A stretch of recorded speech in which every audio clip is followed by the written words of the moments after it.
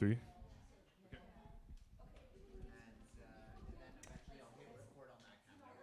Perfect. Yeah. And this one's already recording, or? No, Theo will hit record. Theo will hit record. Oh yeah, and then you hit stream, and then also make sure to hit record on Yeah. OBS. Yeah. Okay. Perfect.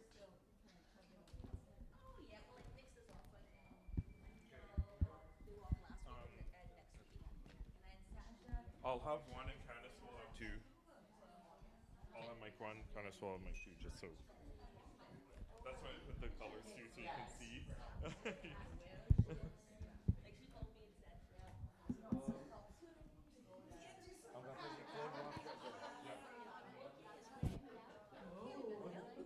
Yeah, we're all good. I don't. Which side do you want to be on? You should be on that side, actually. Yes, Okay. that side makes more sense for Super. the camera. So my I'm gonna great have uncle made me this, and his daughter is here today. Yeah. Fan. Instead of a Japanese fan. I love that. Thank Here, you. I'll save you a little spot so Oh, you can sure. put, 'Kay. or you can put the fan there if I you opted need. on coffee after Yeah. all. So Oh, nice, perfect. I kind of need coffee too, but it's okay. you what? I need coffee too. Okay, It's go fine. ahead. No, I'm good. I have a really long introduction, Okay, just so you know. that's cool. It's because we do the live stream and it's like on like it'll be on Shaw. Right. It'll be on Shaw. Yeah. This is gonna be on Shaw. Hopefully, we'll see. Okay, They have cool. quality standards, so. Okay. Yeah. Well, I won't swear. Do you know Sean Jordan? This is Susan Lambert. Sean is one of our board members, and Susie is like, she was A&M before it started. Should we have the door open? Debbie, should we have the door open? I guess we can't have the fan on, because of the sound. Can't have the fan on because of the sound. Oh yeah, I know. Yeah, the fan is so loud. Yeah, I'm Theo. I'm good. Jonathan, I'm good. Yeah, well, I'm good. Yeah. Jonathan, you good? Okay.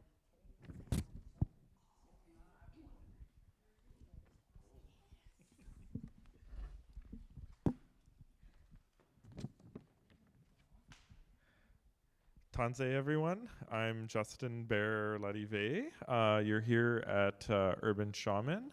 I'm the artistic director here.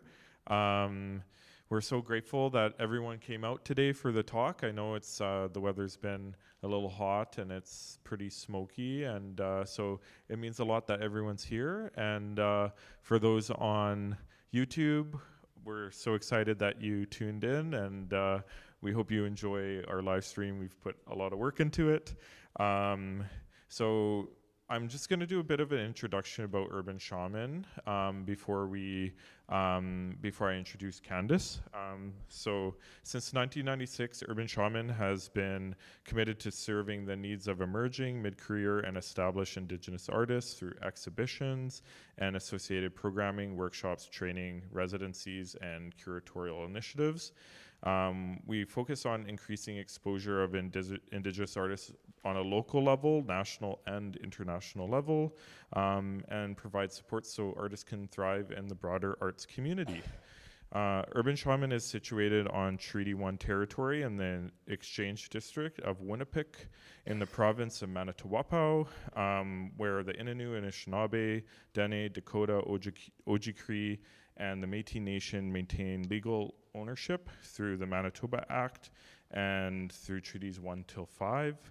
As treaty signatories, it's our responsibility to return to the original treaty intentions of sharing this land and respecting the animal and plant nations who we're all in treaty with.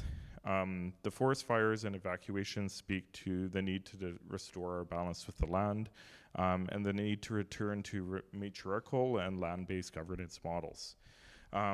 Before I introduce Candace, I'd just like to say a few thank yous.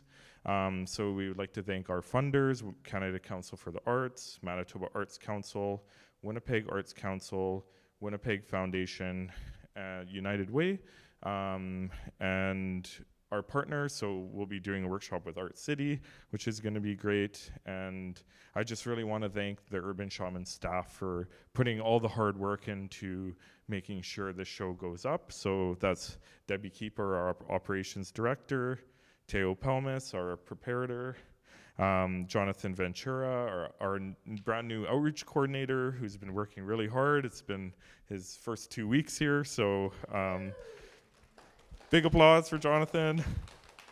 And then we would like to thank Candace's partner, Charles Prefontaine, also for helping so much and helping with the delivery. And it's been really great to get to know him. And then we would like to thank our Michif translator, Lorraine Cotu, for doing this show, but also working with us so much for so many exhibitions, and to have such a dedicated language keeper means quite a bit to us. So yeah, so I can introduce you if you want, or you can introduce yourself. So I could take it away? Okay, sure. So Candace Lipischak is a bilingual two-spirit French Métis and Polish artist from Treaty 1 territory, currently residing in Audubon, Manitoba, living with multiple sclerosis and PTSD. She is an autodidactic artist, so working in illustration, graphic design, painting, sculpting, antler carving. Their art focuses on using discarded material, giving new life to antiquated objects. Her work sheds light on environmental and social issues, consumerism, the land, truth and reconciliation, and nature's powerful force. Candace is also the owner of Fat Dog, and mentored by her father Larry, and they do hand-carved antler jewelry and beadwork. So check out Fat Dog if you can. And yeah, and after our conversation, we'll do question and answer period for about 10 to 15 minutes after the presentation. And for those online, you're welcome to leave your comments in the chat as well. YouTube doesn't have a mechanism for you to chat like on Zoom, but leave your comments in the chat, and if you have to log in, that would be awesome. And if you have any sound issues, please leave those in the chat as well. Yeah, so would you like to talk a little bit about the show? Absolutely. Thanks for having me here. Thank you, everyone, for coming. I just want to thank the gallery for one. I'm blown away. I'm absolutely blown away. I'm by the attention, the detail, the passion, the everything that you've all offered, everyone that works here. Chimigwech. Yeah, I realized that. Oh, thank you. Big time, big time. I realized that I didn't really talk about the show, so for those tuning in online, everyone here can see the show, but for those tuning in online, we're at Candace's solo show, Refused, and so we're going to also have a 360-degree tour going up in the next few weeks, so if you want to enjoy the show and you can't make it to Winnipeg, please check out our 360 tour. All right, well, I have a few questions for you. I have a few answers. Okay, great. I'm ready. Are you all loosened up? I'm ready. Okay. I'm ready. I'm going to have some water first. Say I got my coffee. It's hot in here, but I got some coffee. So Refused has a lot of work that was reclaimed materials from your farm. Right. So could you tell us a little bit about what brought you to the farm and how you started integrating reclaimed materials into your work? Absolutely. So getting to the farm was a big gift that I now see as a gift. Charles, who's now my partner, he had said if ever you needed a place to stay, or you needed someone, that you can come and stay here at the farm until you get back up on your feet. It's been 13 years now, so I'm back up on my feet and I just stayed there. No, it was a true gift. I was able to heal. I wasn't well. I had severe PTSD from walking into an armed robbery in progress. I was diagnosed with MS not long after that. So yeah, my life was pretty much in upheaval. I didn't know who I was, didn't know what I wanted, didn't know why I belonged, or if I even belonged. Here, it was a journey of, sorry, hope and discovery. And I started making art just to clean, just to clean up around the property. And I also started doing it for myself. I just had a feeling that, thank you, I needed to do this. I needed to do this for myself. And eventually I learned that I'm also doing it for other people. So in cleaning the embankment by the Red River and stuff like that, it was the early 1900s. The farm is over 100 years old, so there were a lot of implements that weren't picked up, that were left there to rot, that were left there to meld with nature. There were actually some trees that were growing through a few of the pieces that I discovered.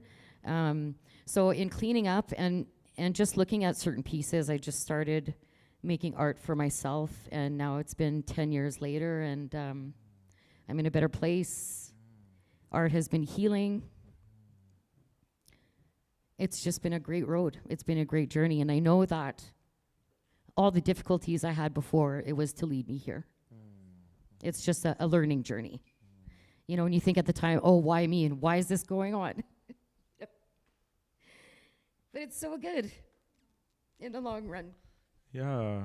Oh, you mentioned that, like, when people came to see the show, they were really resonating with the work. Like, so people were saying, like, oh, I also have PTSD, or I have chronic illness, and they're really resonating with the pieces. And I also have chronic illness, and I have various mental health diagnosis, and so it was really great also, like, working on this show too, because, like, the land has always been healing for me too, and I kind of grew up with farm life as well, so that's my place too for healing, right? Like, absolutely. So it felt really special to be working on a show with someone who has that experience, and I think this show really speaks to that, and opens up the door. It's like we're on the farm, like we have the farm here, right? Absolutely. And all those elements of it, right? And so could you talk a little bit about, like, how your work has connected with other people? Yeah, for sure. I mean, people often wonder, is this on? Yeah. Is it on? Okay, I'm just wondering. I can't really hear myself. Ex-drummer, I can't hear anything. Yeah, just, from using different materials to how do you do it if you have, a disability that doesn't allow you to do your work every day and stuff like that. And I think it's just a way to teach you as well to pace yourself when it comes to making art and just life in general. You know what I mean? And I think, being an open book in terms of disability and mental health is helpful, because it's helped me to ground myself, and it's helped me to, calm myself down when I needed it. You know what I mean? To work with my hands and to just, forget a little bit about your pain or, your suffering or whatever it is. So, yeah, in the long run, it just it just heals you as you go along. Yeah, I think, like, the show has a lot of animals in it. It does.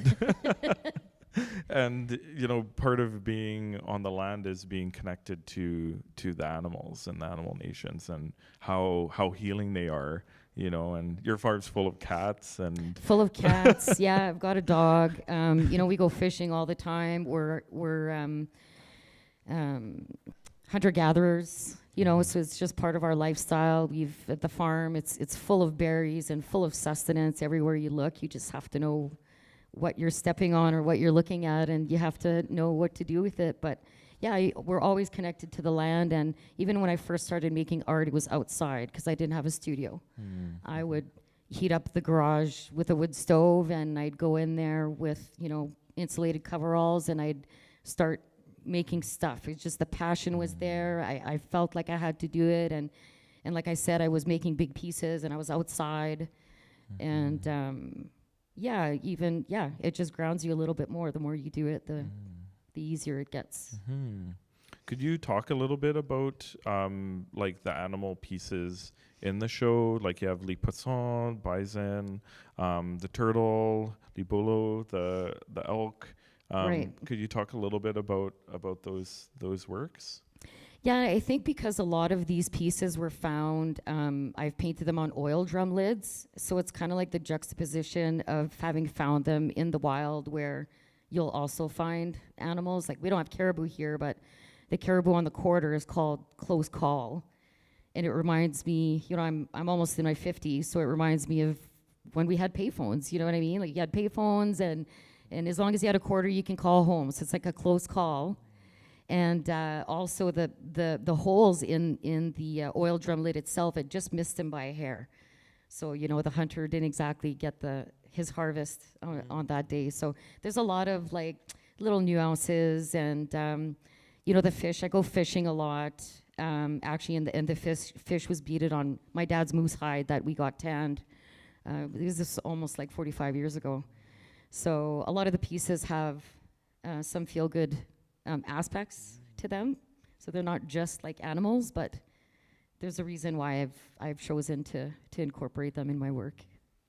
Could you talk a little bit about your dad and like about the work that you do get together and how that's kind of a part of the show too? Yeah, for sure. So I call him Pops. His name is Larry.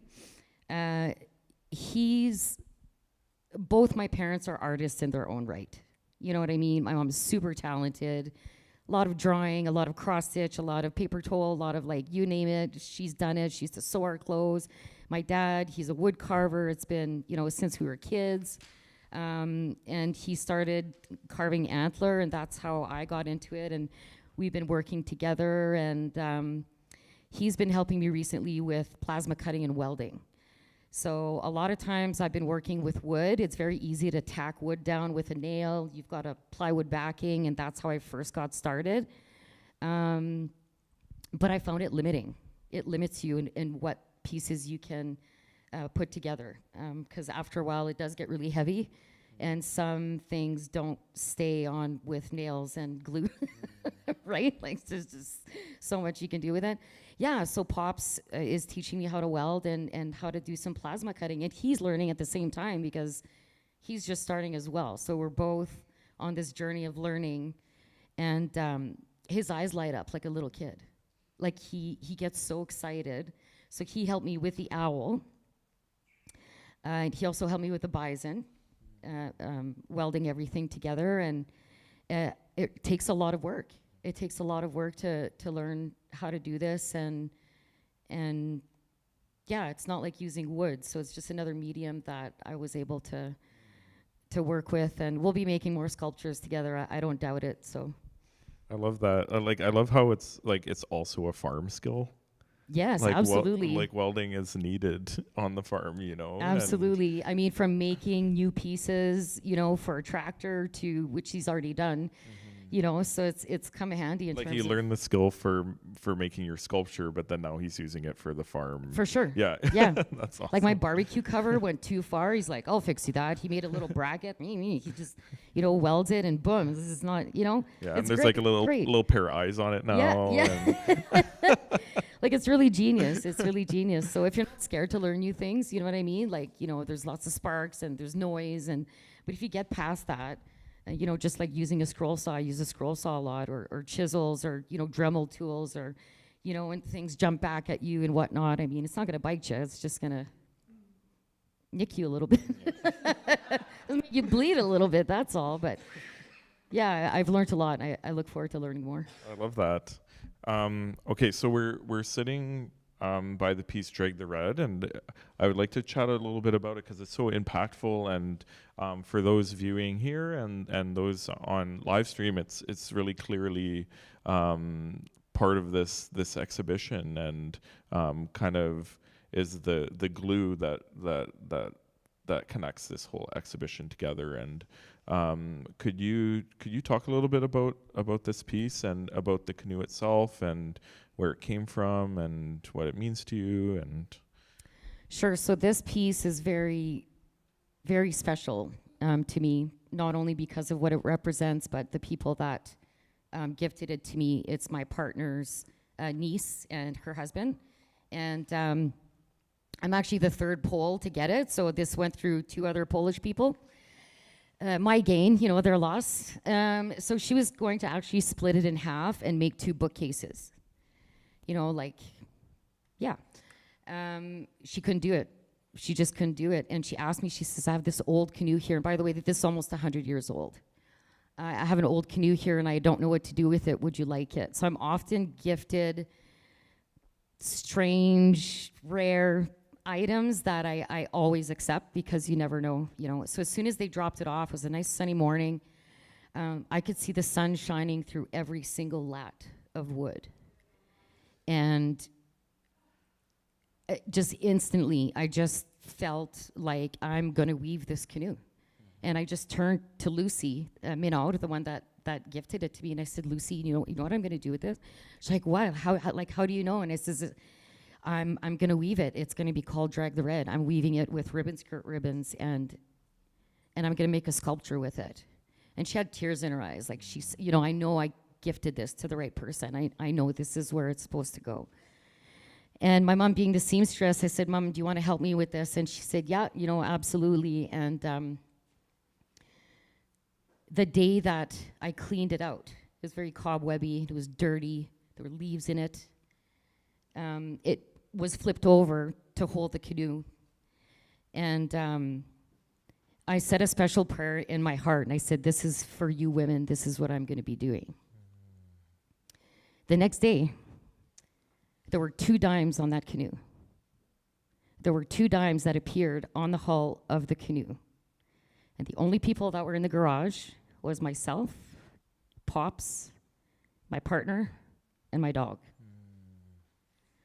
No one put those dimes there. They didn't know what I was talking about. So I knew right away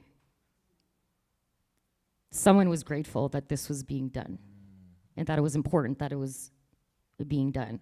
And I smudged the canoe and just invited all the spirits to hop on board. Like, this is for you. This is for you. We're going to get something done here. We're going to raise awareness. Also, like the canoe kind of like floating in the air as well, like kind of like speaks to that spiritual significance as well. And like the coins are so interesting. Like my mom always talks about when she like finds coins that like it's, most people it's like it's good luck, but my mom talks about them as being like left by ancestors. Absolutely. Like that was there as like a gift for you from, your grandpa or grandma or like, and so I find it so interesting that you found those coins on there, and that you also have Libulo is a coin as well, and there's that spiritual kind of significance to it. So yeah, something about finding coins. I found a third one. I found a third dime the day later. And I still have those 3 dimes. So it was 2 in one day and then 1 the next day. That's so cool. Like, who carries change anymore even, right? Like, I mean, I've found dimes in my sink. I've found dimes in the weirdest places. So I know it's definitely a sign. It's definitely a hello. It's definitely a miigwech, or it's, definitely like you need some new shoes. Here, go buy some. I don't know.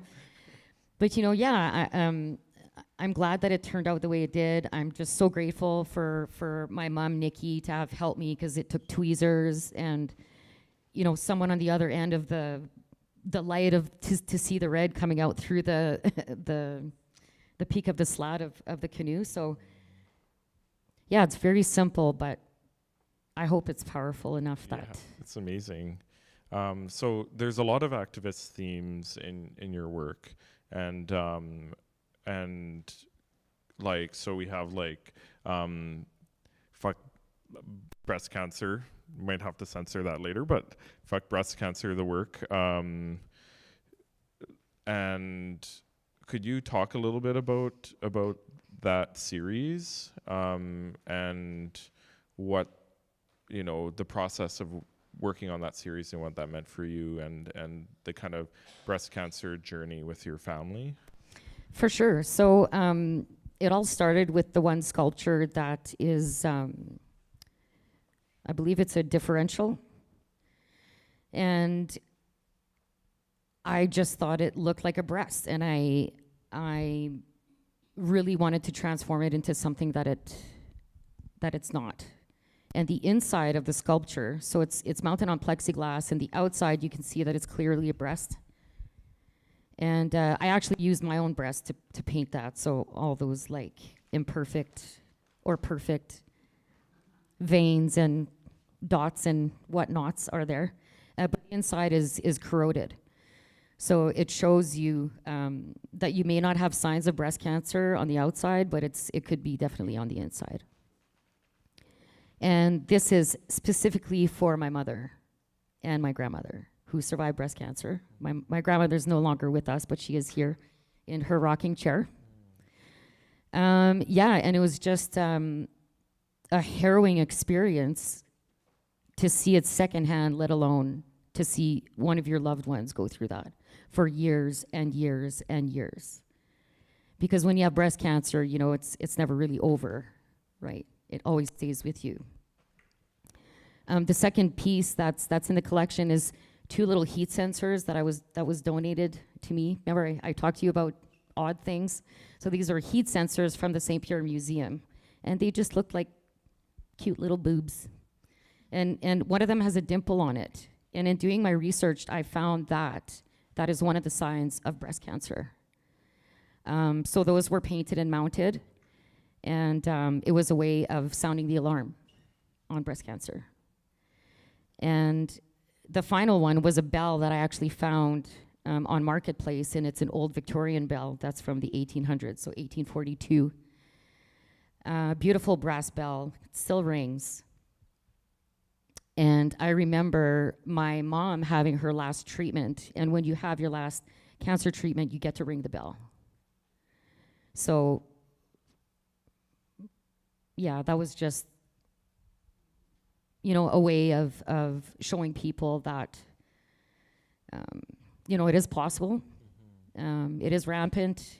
There's many women that go through it, and men even, you know. And to just, you know, make sure you do your checkups, make sure that you go to your doctors, make sure that, you know, even if a friend tells you about something, that you encourage them to get it checked out, because the faster you do, the better it is. You know, so that's for all you survivors out there. Kicking arse, not sure if I could say the other word. You know, we'll censor it. Yeah. Well, we showcase on Shaw Spotlight too, which is like public access. So we do edit the videos later to be a little bit more succinct, and yeah, so you can swear. It's fine. Yeah. Swear all you want. You know, like, We'll fuck let it. Fuck breast cancer. Fuck you. It pissed me off. It really pissed me off. You know, my mom's just a wee little thing, and so is my mama. She's just a wee little thing. And she was like Titan. She was just so strong. She's just, you know. Yeah, so that's for all the matriarchs out there before, and for all of those that are coming, you know. Have you gotten responses from anyone from this work yet? This particular, like breast cancer? Yes. No. Yeah. No, not yet, Yeah, but I have had some. I'll have to let you know, like, as we go through our tours and people cycle through what the response is to it, because sure, it's a really important. Oh, thanks. Yeah, like there isn't like a ton of work that deals with breast cancer right now. So and I think it's important to have those like opportunities for people in gallery spaces to connect with the things that they're dealing with, right? And absolutely. So we have like, you know, opportunities here to you know, connect with folks, and like I know like we're connected to Peeler Gallery that's at the St. Boniface Hospital, and so thinking about yeah, like where this work goes, because it is important for people to have that representation, but also that like solidarity too. Absolutely. Yep. And it's spoken about, and there's runs and you know, a lot of events that are put on to in terms of promoting breast cancer and stuff like that. But this is just using art as that vehicle to be able to have people inspect it a little bit closer.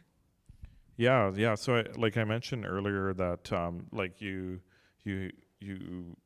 this show has a lot of activism themes, and so what does that mean for you in your work? Like when you approach your pieces and your process, how does that connect for you, like being an advocate? Yeah, so a lot of times it's the piece itself that will determine what the sculpture would be. The canoe, that was just, for me, it was just obvious what it was supposed to be. Search the Landfill was the hand, which is a full piece of caribou antler. And that's what depicted the start to that. That was the catalyst for that piece, because it was almost like stop. Like, stop what? Stop what you're doing, stop and pay attention. So that's really what I wanted, was stop and pay attention, to what's going on. It's not just another newsreel. You know what I mean? Like, this is important. We're talking about lives. We're talking about women. We're talking about mothers, children, grandmothers, aunties. So, yeah, Search the Landfill. It was really important. They're not garbage. Yeah, and I think like the materials that you use too with Search the Landfill, like using the reclaimed materials from your farm, is like, speaks to the way that, garbage is looked at too. And it is a metaphor, like, because, the way that the provincial government responded to Search the Landfill under Stephenson was so brutal. It was. It was so brutal and so racist, so misogynistic, and like to experience that, it's like, it's like, are we being treated like garbage? Like, our whole communities being treated, but the metaphor of this show is like reclaiming and like taking these things, these narratives, right? Like these really negative narratives, and transforming them into something very beautiful. Thank you. And there's a reason why that license plate is there as well, because we're supposed to be friendly Manitoba. We can't even take care of our own. So where's the friendliness there? Where's the compassion? I mean, it's disgusting, really. It's disgusting. Yeah. So there's always a hidden message in all the pieces that are there,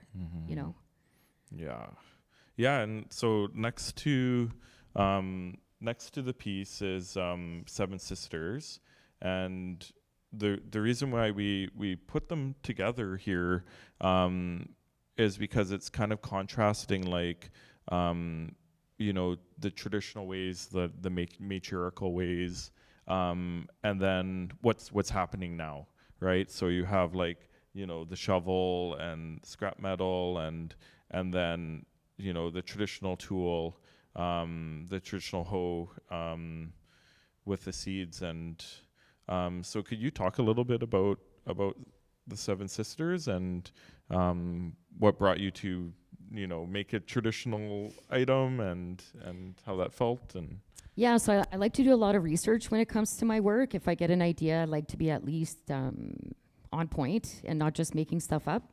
I know I make stuff up because I'm an artist, but there's a limit, So that's an actual Anishinaabe hoe. They used to use a moose scapula with a piece of wood running through it. And because we're Métis, we try to use every part of the animal. We were using that moose scapula to call in moose, to call in the bulls when my partner goes hunting. And this one was on my studio table. And of course, I'm going to make something with it. In doing my research, I noticed that's what they use to make hoes. So I just thought, hey, let's do a traditional painting of a traditional planting, which is the Three Sisters. So you've got the squash, that protects the beans, and the beans are planted around the corn, and the beans grew up the corn stalk. So, and the diamond willow is actually something that I harvested in a canoe going up the river in St. Malo, and that was all worked on, in the past 20 years. So it's been a labor of love, and it's just a way of, like I said, using all parts of the animal and showing a bit of respect for our culture and the way that things are done. Yeah, it's doing what's been done for thousands of years. Absolutely. And you can still do it, like. You could actually use this right now Yeah. and hoe your garden if you want. Yeah, have you? Well, not this one. Not this one, but Yeah. but you could. I mean, if you want to buy it, you can do anything you want with it.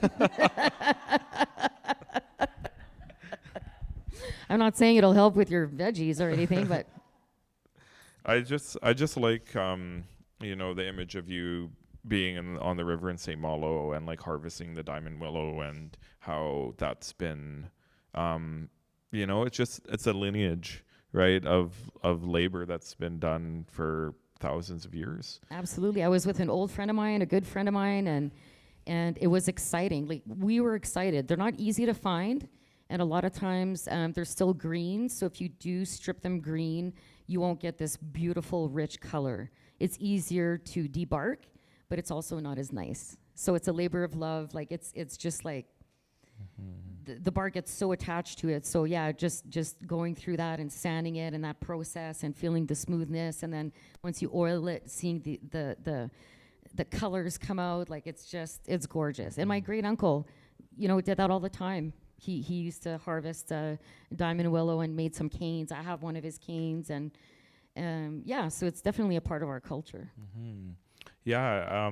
So you're in Audubon, I am. and could you talk a little bit about like being on that land as a Métis person, and like how your Métis identity connects to your work? I have family also from that area who like live in St. Pierre, and my family on my dad's side lived all over southern Manitoba, and there's very strong Métis roots in that area, and it's just working on the show has been really nice for me, because like a lot of this stuff comes from the land that I'm like very familiar with. Yeah, brother. Yeah.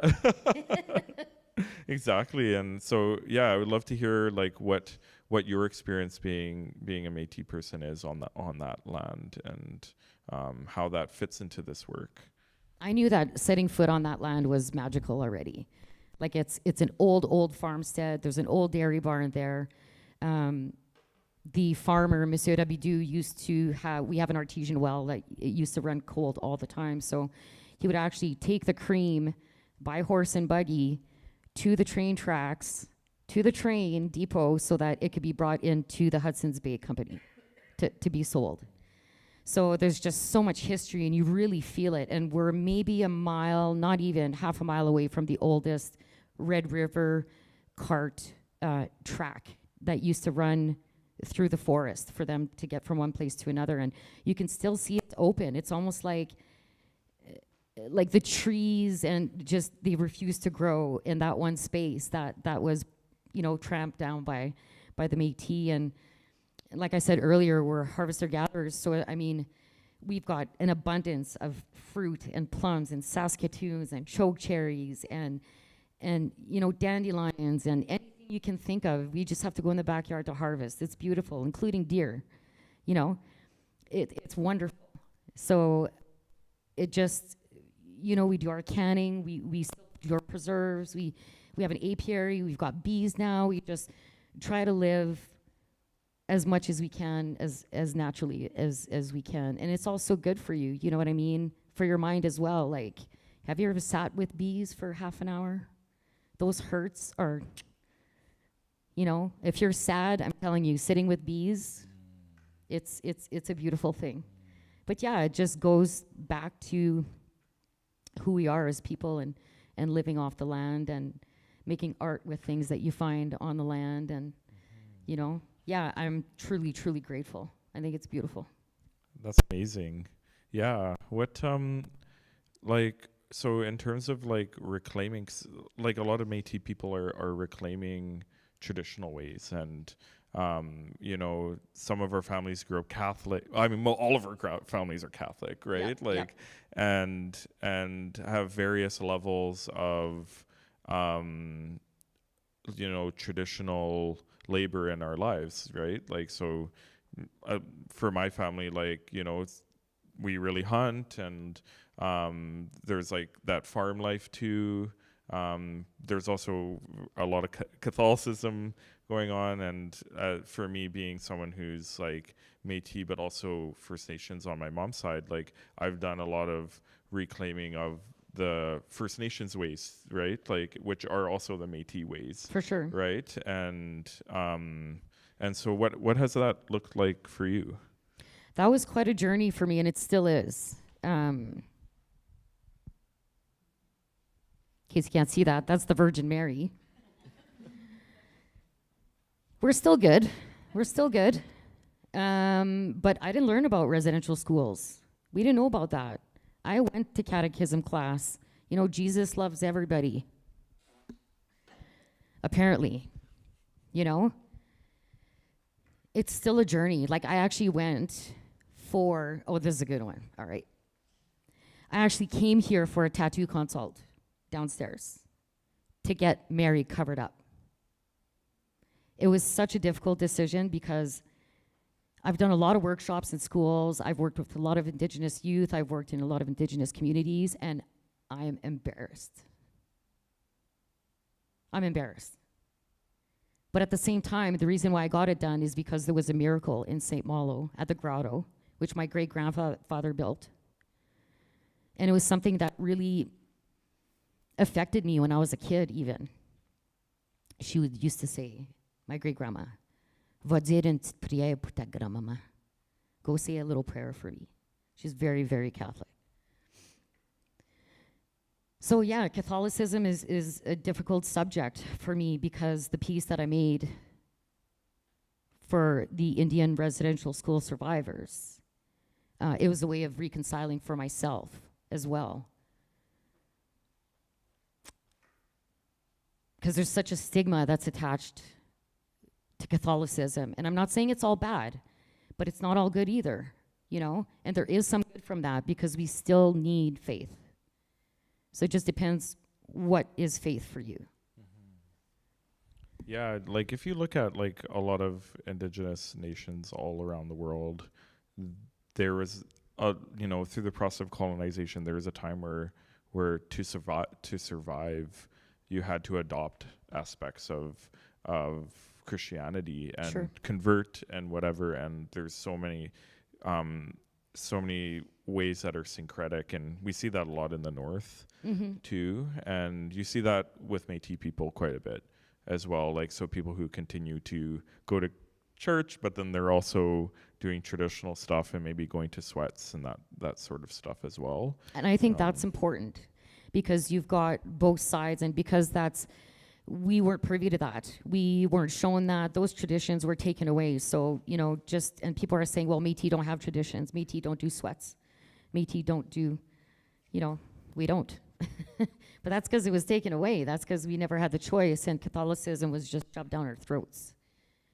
You know, how many families didn't have money and you still have to give to the church when they could have fed more mouths, when they could have bought socks for their kids? You know what I mean? That's not love. That's not like forgiveness. That's not, you know, so in doing sweats, which I've never done before because I have MS, but I'm still going to try. I got to do it at least once. Yeah. I have fibro, so sweats are hard for me too. Right. But I can tell. But the I healing, can help though. I can help you with them actually, if you. Right. Because like for me, I have a method for doing it that it stresses out my body a bit less, and you just have to work with a lodge keeper. See, and that's knowing this is like it's not impossible, right? Yeah. Because I've had an elder saying, well, you can sit outside the tent and you can drum. And I says, well, it's like, I don't know what I can compare it to, but not fun. You know, you want to be a part of it and you just feel kind of excluded because your body doesn't allow you to to participate as well as, or as much as you should. So maybe I would have done that earlier, knowing that there are ways to, you know, circumnavigate the issues that we end up having when it comes to our disabilities, But right? like, that's where disability advocacy is really important. Like no matter where you are, or what you're doing, like in ceremony, it's really, really important as well, right? And to be building a community in spaces where, you know, I think for a long time, like, you know, there's been a lot of assumptions that everyone can handle everything at ceremony, and some of the things are really, there could be a lot of ableist stuff in that world sometimes. For sure. So Because fibro, you don't necessarily see fibro. yeah, no, it's an You know, invisible MS, disability. it's also an invisible disability. So people, you know, they have, you have no idea what others are going through, and oh, well, why aren't they participating, or why don't you try this, or, you know, stuff like that. But I think it's, even art making is spiritual, you know, like, I mean, I feel the presence. I mean, check the dimes on the canoe. Like, if you need tangible proof, I guess look for dimes, but, you know, I just, yeah, when it comes to anything spiritual that can help you. Yeah, so That's- I was gonna ask a question about chronic illness and what it's been like for you navigating the arts world and the arts sector, because you've done a number of shows, and I'm sure you've had various experiences working with you know, in different environments, and if you have also any advice for artists who are living with chronic illness and how they can also like navigate the sector. Yeah, I think first and foremost is not to take on too much. Like, know what your boundaries are, know what your limits are, I should say, and just do what's right for you. You know what I mean? If you can't make art that day because you're too tired, then you don't. You can't feel guilty. You can't give yourself a guilt trip. You just have to kind of, you know, roll with it. Even now, with this all being set up, I have a hard time just reading, like not doing something, because you're always wanting to produce, and you know what I mean, stuff like that. But I think it's take it at your own pace, and I can't say it enough. It was just healing, you know? It was just healing. You know, I have MS. It affects my hands a lot, but I'm still able to carve, and I'm still able to paint. It's just at my own pace, right? And yeah, I just find that we may have some boundaries into like how we can't do certain things, right? But that doesn't mean that you can't try. You got to at least try. And I mean, I've been trying for the past 10 years, and it's been like such a beautiful thing. It's been such a wonderful journey. Some things you learn you can do, some things you learn you can't do. The things that you can't do, you try to adapt so that you can. You know, so nothing's impossible. You just make shit happen. There's always a way of like figuring out a system, you know, or like, Yeah. or I might do this maybe for a few minutes even, you know, instead of doing like a full hour. Yeah, you have to session take and- care of yourself. Yeah. Yeah, absolutely. One thing I really appreciated working with you is that you express your needs a lot, and I'm needy. no, I don't believe in that word. I think I really like when people express the things that they need, and it helps us like make sure that we're creating an environment for artists that works for them. And you know, like we spaced a lot of things out, like we had the artist talk the following week, and things like that are really helpful to know, and we were like so happy to like accommodate that, because it's like, yeah, of course, like let's not all jam it into 1 week. Yeah, You and I know? appreciate it, because like just the opening itself, that was a lot of energy. That was just so much. It was so fulfilling. It was just so, you know, getting home that night, I was just buzzing. It was everything. All the emotions, the whole gamut of working for almost a year and a half on all this work, hearing people's feedback, seeing how beautiful a job you guys have done. I mean, stunning. Like, I didn't come up with the pink paint in the shape of breasts or the heart. I didn't come up with the water that just separates the gallery and the way things were placed. And you gave me time to breathe. You gave me time to like, and you also asked my opinion. You know what I mean? And yeah, I appreciate all the feedback and all the extra sweat and tears and blood and yeah, one of the best shows ever. I swear to God. Thank you so much. Yeah, thank you. Yeah, we try really hard here. Like we want to make sure that the exhibitions at Urban Shaman really reflect the artist and really like showcase the work in the way that it's meant to be seen. And as a curator here, I think a lot about who the artist is as a person. I spent a lot of time getting to know them. So we went to Candace's farm a few times. I originally when you first agreed to come on, like Debbie and Teo went out and visited you, and then we came out again to get some shots of the work as well. And so getting to know the work is really important for curating a good show, so that like I can understand it, right? And so being at the farm was really, I mean, it felt like a break for us actually. Like It was awesome. It was really awesome. And I digress because I meant to tell you that when I did come here for the tattoo consult, I never ended up getting it covered up.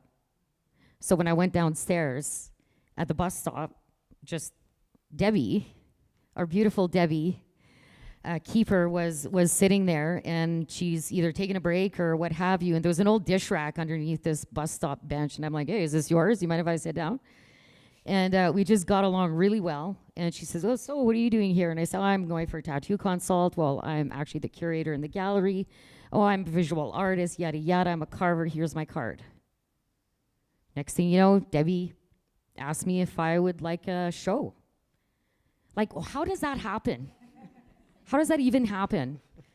So miigwech, Debbie Keeper, for going to look at my work online and whatnot, and getting in touch with me, and for her to come down and take the time just as you have to be able to have the show and to give me the time that I needed to do the show, because she's like, oh, how's summer? And I'm like, no. I have a lot of stuff in my brain that needs to come out, and I'll need more time than that to be able to get it all on paper, on tin, yeah. And then here I am with you, and you're brilliant.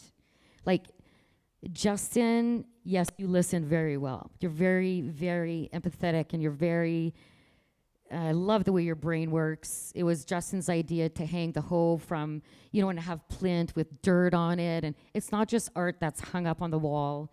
And, it's like very intuitive, and it's very, I don't know. I could like talk it a little bit about like the ideas of the curatorial ideas. So like for those who are here, like it'll be easier for you to see, and those online, you can look at the 360 tour later. But having the Drag the Red here, it's kind of it's the glue of the exhibition, right? And for me, it was like the ancestors being here, and the matriarchal the matriarchal element. So like being rooted in our care for the community, right? And the women that we've lost, right? And, for sure. Yep. And having this piece is so impactful because it's showing that like the land and the water are caring for us, even in the midst of like such difficulty and such harm. Yes. And then so to have the water behind and like tying it, like, so right when you walk in, you see the water, right? And it's kind of like a river that flows through. Like that was kind of the idea, that there's like symbolizing a river going through the middle, and kind of bringing that power through. And then you have the pump, and then the protest and sorry, I forgot the title of the piece of the pregnant woman. Mama, I think. Yeah, Ye yeah. Mama? Hey, mama, yeah, yeah. So having the protester, but then also a mother there with, you know, Her being the unborn water, child. yeah, and being a water keeper, right? Like, Absolutely. and that's the life kind of the life energy throwing, and that's the root of the Yes. exhibition, right? And Yes. getting to know you and like and thinking about like your relationship to the land and you know the work that you've done with your mom and your grandmother and those strong like matriarchal roots, like it's I really wanted to make sure that was seen Yes. in the And I show. appreciate that, because Yeah. if there's one thing that my mom always told me was fonce. And that means push. You have to push. No one's going to do it for you. Whatever it is, whether it be your health, your happiness, your wealth, your whatever, you got to push. And this is kind of like that. It's the way of, it's the ebb and flow of the push, you know, give and take. Yeah, yeah, exactly. And like that's kind of I know I'm just a strong believer in matriarchy, and I think that's the way that we need to return to operate, and so that's the root, right? And then you know you have the pieces with the animals like the oil drums, thinking about our clan representatives, and then we have the Chief Pegwis quote, you know, about that was made during Treaty 1, as long as the sun shines, the grass grows, and the river flows. You know, saying that the treaties that we make are as long as the earth exists, right? And having the reflection of like the clan, so the treaties are really about the animals and about the land. Like we sign those treaties as clan representatives, and that's why everyone signed with their clan animal. And so having you know the treaty medal there, and then also our treaty responsibilities too, right? For sure. Yeah. To the people, like, you know, so having search the landfill there, right?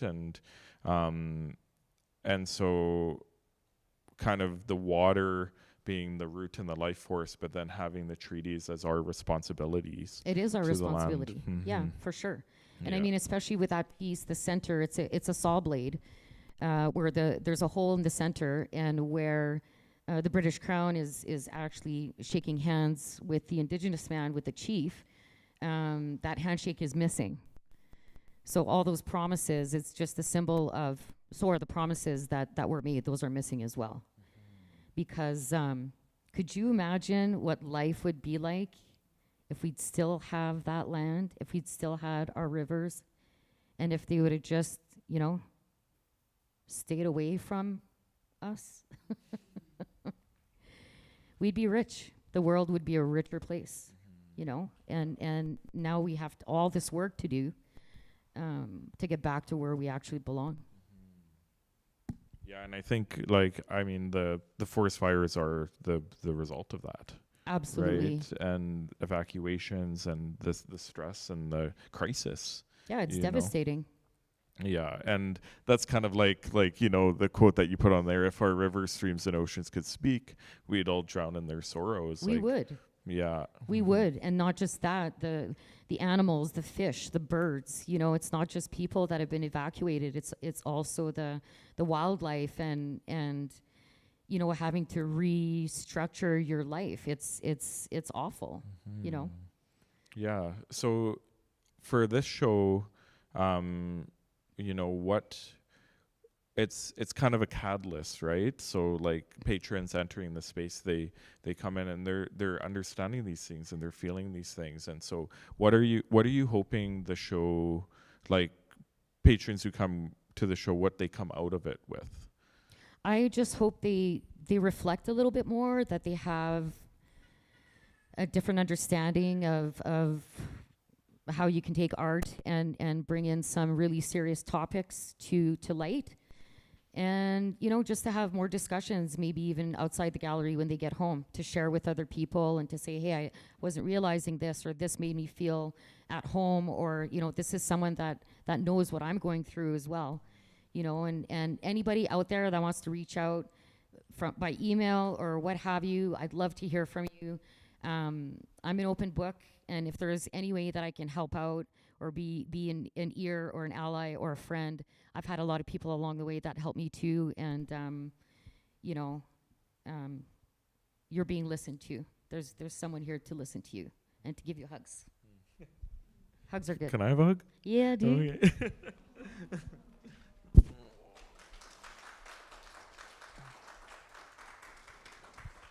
Super grateful for this guy. Super grateful for this career, really. A lot of times people are like, oh, so how'd you get started? I followed my heart. I quit my government job. No benefits, no dental, no nothing. The deepest, darkest part of my life, didn't want to be here anymore. Did not want to be here.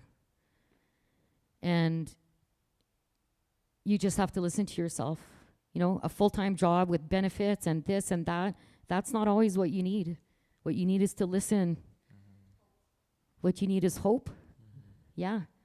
So thanks to all of you, everyone that's listening, for listening to me and to hear my story, to share my story, because hopefully if you just help one person, then that's enough. Yeah, I've been there too. I've Right? been in that place for sure. Yeah. Where It's I not pretty. didn't want to be here, and it's part of the it's like the way we installed the Métis lip piece was kind of about the way I was thinking about that, was about you and the person that you are, like Speaking my truth. yeah, Yeah. exactly. And the light, the pink light that we put on it was reverberating that out, Yeah. and everything that you've been through and the healing that you've done has really made an impact, and it's made impact on us at the gallery, and it's making impact on the people around you, and here's you speaking your truth, right? And that light is shining, and it's bright and it's pink. and that's kind of what I was hoping for when people enter the space and leave the space, is that they're greeted by you, and the power that you have, and the power for healing, the power for truth, and how it's so fun too. Like, you're so fun. And like, being out of the farm was just such a good experience for us, and it was healing for us too, to be out there and seeing your work. And so, yeah, do you want to talk a little bit more about that piece and About the lips, Madame Métis? Yes, yeah. Yeah, so moving into Otterburn, that's just the way we speak. On parle à Métis. It's a little runoff of, so the more I'm English to French and the more I lived out there, you just, you go to the store, you see the elders, and ben, comment ça va, ta mère, ton père, stuff like that. So it was really, really coming back to my roots. I grew up in Ile-des-Chênes, but my family's from St. Malo, and we go through St. Pierre all the time and stuff like that. And it's just a total part of my identity. We speak fluent French. That's our first language. And I remember working for the Department of French Education. When I first worked there, it was like, I am a hick. I talk backwoods French, but it was Métis. It was, and then you end up learning French, proper French, and I was able to learn get a very good vocabulary in French, and I always go back to our Métis language, and it's kind of it's like hearing the fiddle. You know what I mean? It reminds me of my pépère. It's like coming home. So for me, my Métis language is like coming home, and just the fact that it's beaded. it also shows my beadwork journey, because it's not easy to bead, and it's not easy to start, and there are a lot of beadworkers that are way better than I am. It wasn't a thing about comparison, it was just about adding another touch to our Métis culture, because we're Métis beadwork people, And the teeth are made of moose antler, and I mean, that's carving is first and foremost before beadwork for me. So the catalyst to that piece were the teeth. So the way that it was shaped, I made teeth, and I thought, I'm gonna make some, ma langue me chif, yeah. And the hide, it's tanned deer hide as well. So I was able to source that out locally. But yeah, it's just a lot of who I am. I'm loud. I speak my mind. I speak my truth. And I'm proud of my language. So it's about revitalization and about preserving the language and just showing people how proud I am of that. That's awesome. So, are you a lot of pieces have Michif titles in the show? So, are you also in a Michif language, a learning journey as well? Are you? Yeah, I mean, just reading the description, just the didactics are wow, and being able to read it and learning more of the words, because Michif is very phonetic. So for me, I just spell it out the way that I hear it, but there is an actual way to spell Michif, So to reach out to our elders, to be able to get that translated, I'm still learning. And there's a lot of differences between southern, northern, Cree Michif and stuff like that. So it's a whole other learning journey. You know what I mean? Like beadwork, language.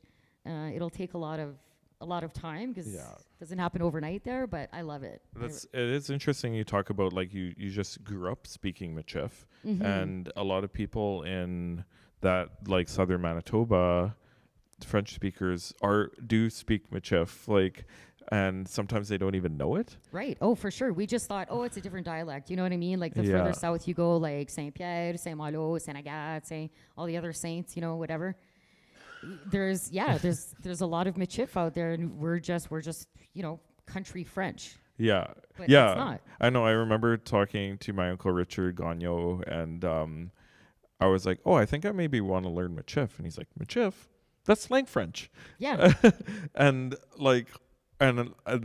that's where I didn't realize that my Uncle Richard is probably grew up speaking Michif. Yeah, and your Uncle Richard is actually related to my grandmother, so yeah. Da, da, da, da. And and then all St. Pierre people did, and so that was really interesting to me. My dad lost French, didn't grow up speaking it, and everyone else in our family's fluent French speakers, and so that's a piece that I'm missing. So I can't even tell the difference between French or Michif, Michif, right? Well, or southern, the Michif that's spoken in southern Manitoba, because I just don't know. I don't even know French, right? Whereas I heritage Michif, is more it has a lot more Cree words, so I kind of can recognize it more. But right. But the separation, I can't really tell. Yeah. So within southern Manitoba. Yeah. I mean, my grandmother, whose chair you're sitting in right now, my paternal grandmother, she's Métis, and she never acknowledged that ever. So you would say moi et toi, like you and I. In Michif, it's moi pis toi. Right? Moi pis toi, on va aller dans le backyard, là, on va aller jouer. She would say moi et toi. There was no way that she'd speak Michif. And even before she passed, this was, 6-7 months ago, we asked her, come and sit in your rocking chair. In the sun, it's so nice. She says, "Babe, no, I don't want to get dark." So, till then, it was still a stigma. It was still, however, many of my great aunts and uncles have that joie de vivre. They are prouder than proud. And I think it's also my way of showing, there's nothing to be ashamed of, because there's so much shame brought on. Even my dad being called a half-breed, being bullied and stuff like that. So it's my way of reclaiming that. Generational healing. Totally. And for him too, to be able to work with these pieces with me, that's healing for him too. And you can tell, because he suffers from anxiety and depression, and he went through his own, and you can see him heal by us doing this work together, you know? So he'll have his own show one day. You'll see. I'll get him there. That's exciting. Yeah, thanks. He's actually getting his Métis card for the first time. He's going to be 73. So, way to go, Pops. Yeah, it's never too late. Yeah, you'll probably get it in 8 to 12 months. Yeah, it's already been 4, so we're doing the countdown. We're doing the countdown. Yeah.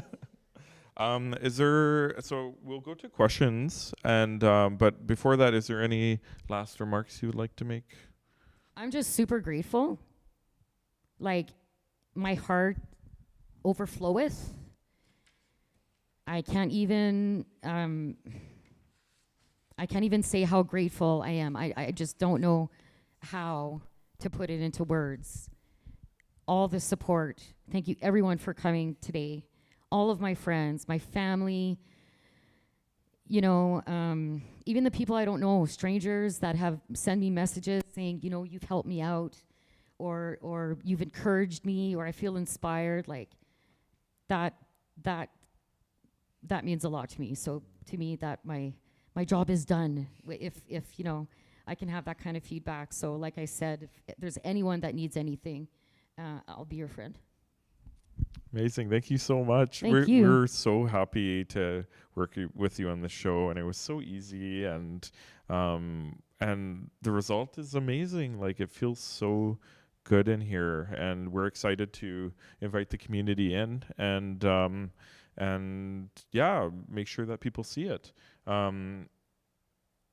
So the show runs till August 30th? Yeah, August 30th. Yeah. Just making sure. Yeah. I'm like, I like had the wrong date written on here, and I'm like, wait a second, no, I'm all mixed up. So the show runs until August 30th, and we're open from Tuesday till Saturday, from 12 to 5 p.m. And we also do tours as well. So if there's any community organizations, schools, you know, community groups that would like to come in for tours, you could email us at outreach@urbanshaman.ca. So you'll chat with Jonathan. We're also going to be hosting a workshop with Art City, titled Canning Your Wishes. So Candace is going to be doing some painting on jar lids, and we're going to write some wishes down, and it'll be a nice take home for everyone who comes, and we're really excited to be supported by Art City in that. Thanks, Art City. Thanks, Art City. And so that's on Wednesday, July 23rd, and runs from 2:30 till 6:30 p.m. And that's 616 Broadway Avenue. And then, yeah, you can also access this exhibition as a 360-degree tour. And then a recording of this will be available on our YouTube channel. So thank you so much. Let's maybe open it up for questions. If you are asking a question, because we're doing live stream, if you could come to this microphone here, and then that way, you know, you'll be seen by the camera, and then you'll be heard by the people on the live stream, and you can see us too. So if you have a question, you can come up over here. So maybe stand. Yeah, I think this is okay. Yeah, it should be on now. Oh.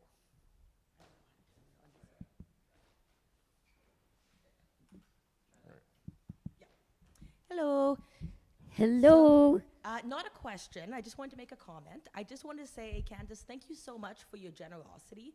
You're always so open with your experiences and just like your soul. And I just really appreciate the fact that you're so open about your disabilities, especially because they're invisible. You know, for the disability community, there's a lot of stigma there, and I think the more we're open about what we're experiencing, the easier it is for others, the more we talk about, the less stress it is, you know what I mean? And I just, I just love you to death, and I just love how just generous you are with your time and your art and yourself. So just thank you so much for that.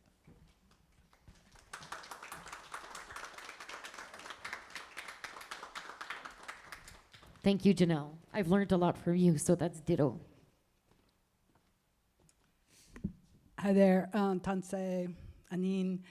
I missed the beginning, so I apologize for that. So with the canoe, did that come to you in a dream, or was that someone's last dying words, or did you just find it in the garage? And then a comment was that something I got from a knowledge keeper at a ceremony when I first started my journey back in the early 2000s was that the spirits of the ancestors don't actually understand money. To them, like 10 cents is the same as $10,000. You actually have to be very specific and say like, oh, I need a new computer because then I can get the grant so I can do my art project. You know, it's got to be really specific like that.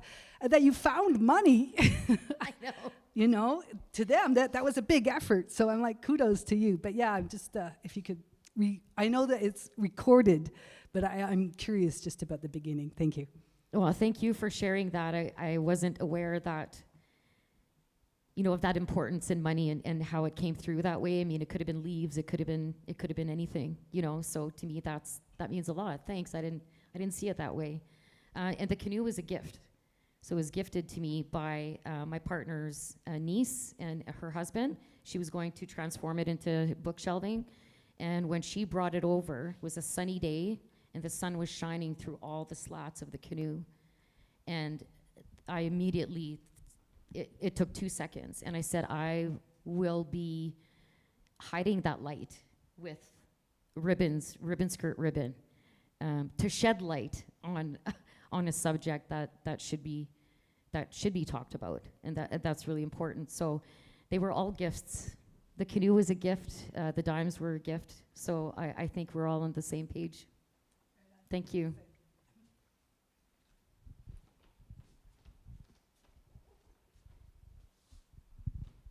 Any other questions?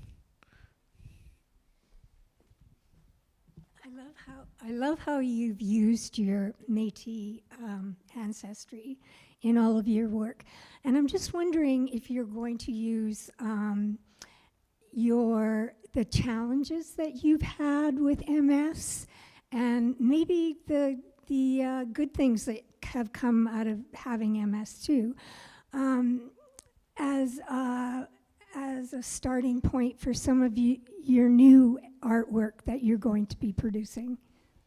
I think that's a great question, because a lot of times, you know, you're working with your disability, but you're not your own advocate for your own disability, right? So it's how do you take art and make a disability visible through art? I'll work on that. That's a really good question, you know, because how do you convey what someone has to go through, you know, in every day? So this morning, oh my gosh. Hello. My cousin's here.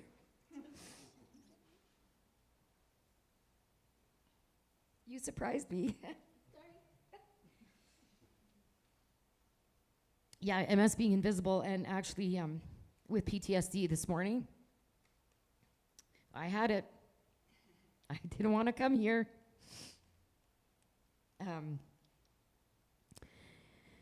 And then you just have to overcome it. You have to live in that discomfort, and then know that everything's going to be good, and that people want to hear what you have to say, and that your stuff kind of is important maybe in that, you know. But yeah, that's a definite, a very good question as to how to make an invisible disability visible. So it's something that I'll have to think on for sure. Thank you.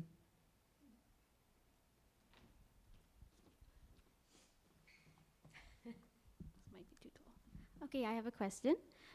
Just seeing all of your beautiful artwork over the years, could you maybe walk us through when you feel like something is ready to be seen, and how you feel like something is complete, something is ready, and then also how do you know what you want to part with and what you can, like, you know, let out into the world and what you really want to keep for yourself?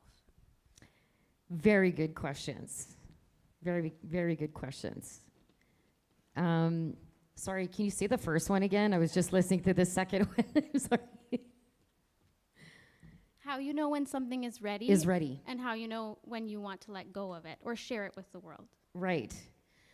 How do I know something is ready? I think I have a basic idea of what I want to do, and then when it feels right, then I can say, you know, okay, we're good. Like this last touch of paint or this last, you know, weld or, you know, because you do have an idea and at some point it's complete.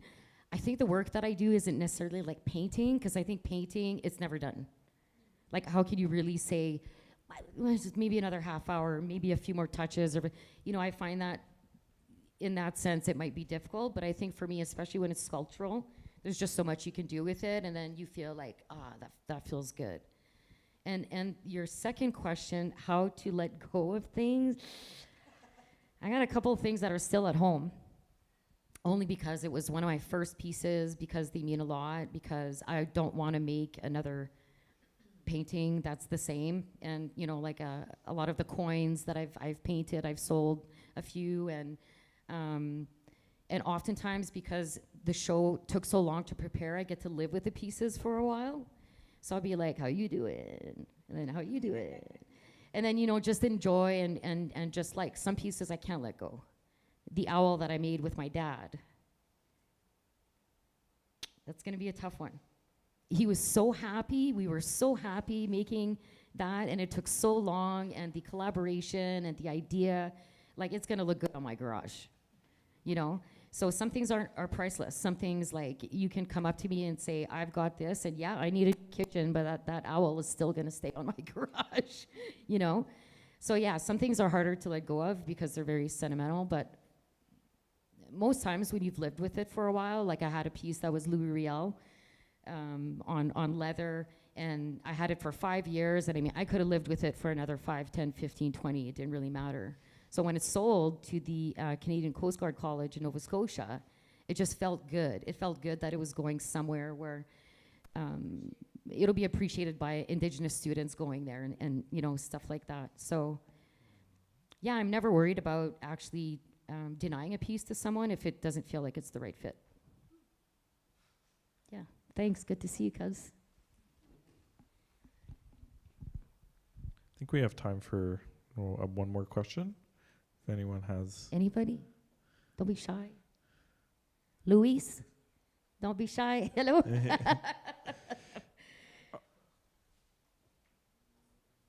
Thinking about it? I've had the opportunity of speaking to Luis. He came to the opening, and he had a lot of questions to ask, and it just felt really good that I was able to answer, you know, some of them and stuff like that, and you don't have to. Oh, watch. Hi. Hi. Was wondering if you're okay.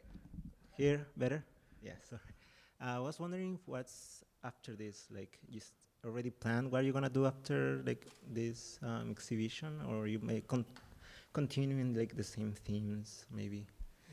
I always have new ideas. So recently I submitted for a sculpture in Rideau Hall at their Heart Garden, and the submission was accepted by the Governor General. So I'll be working, thank you, yeah.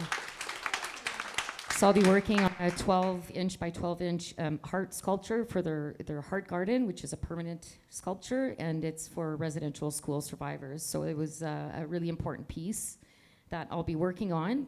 And after that, I'll be writing a book. It'll be a true story. Yeah. Yeah, so it'll be a true story about a baby moose that was rescued on the way to a wedding in Swan River. So it's a kid's book. I love kids. I don't have kids of my own. So it'll be one way of kind of slowing down a little bit on the art and doing a lot more Michif speaking, voiceover stuff, and reading to kids. So yeah, I think this took a lot of energy. It took a lot of passion. It took a lot of me. So it's time for me to I don't know, go fishing. Good idea. And just relax for a little bit. Yeah, for sure. Thank you. Thank you.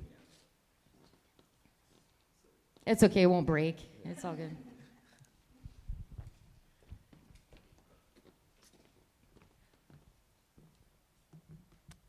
Je voulais juste dire comment que ça m'a fait du bien à t'entendre parler français.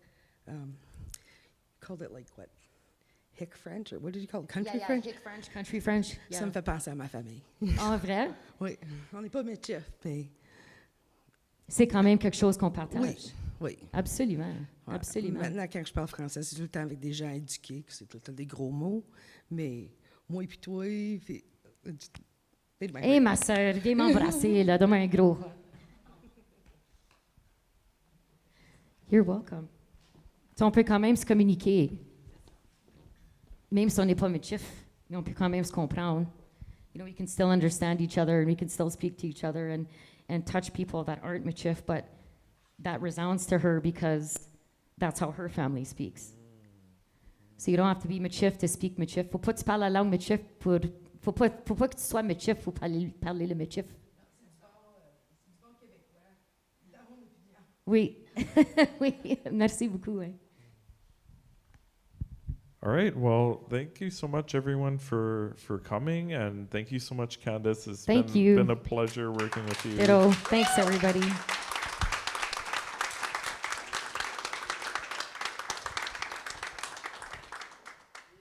It died. Perfect timing.